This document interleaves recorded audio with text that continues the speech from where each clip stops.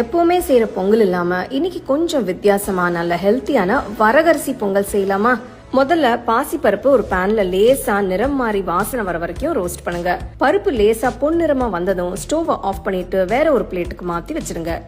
அடுத்து வரகரிசியை நல்லா கழுவிட்டு ஒரு அரை மணி நேரம் ஊற வச்சுக்கலாம். ஒரு பிரஷர் குக்கர்ல ஊற வச்ச வரகரிசி வறுத்த பாசிப்பருப்பு சேர்த்து கலந்து விட்டு தேவையான அளவு தண்ணியை ஊத்தி கொஞ்சம் உப்பு சேர்த்து கலந்துக்கலாம். குக்கரை மூடி 3 விசில் வர வரைக்கும் வேக விடுங்க. பிரஷர் ரிலீஸ் ஆனதும் குக்கரை திறந்து ஒரு தடவை நல்லா கலந்து விடுங்க. இப்போ ஒரு சின்ன பேன் எடுத்து அதுல கொஞ்சமா நெய் ஊத்தி முந்திரி பருப்பு சேர்த்து முந்திரி பருப்பு நல்லா பொன்னிறமா வறுபட்டதும் கொஞ்சம் இடிச்ச மிளகுத்தூள், சீரகம், பொடிசா நறுக்கின இஞ்சி சேர்த்து வதக்குங்க. ஸ்டோவ் ஆஃப் பண்ணிட்டு கொஞ்சம் பெருங்காயத்தூள், கொஞ்சம் ஃப்ரெஷ்ஷான கருவேப்பிலை சேர்த்து பெரட்டி அப்படியே பொங்கல்ல சேருங்க. சூப்பரான நல்ல ஹெல்த்தியான வரகரிசி பொங்கல் தயாராயிடுச்சு. நல்ல சூடா சாம்பார் சட்னி வச்சு ரசிச்சு ருசிச்சு சாப்பிடுங்க.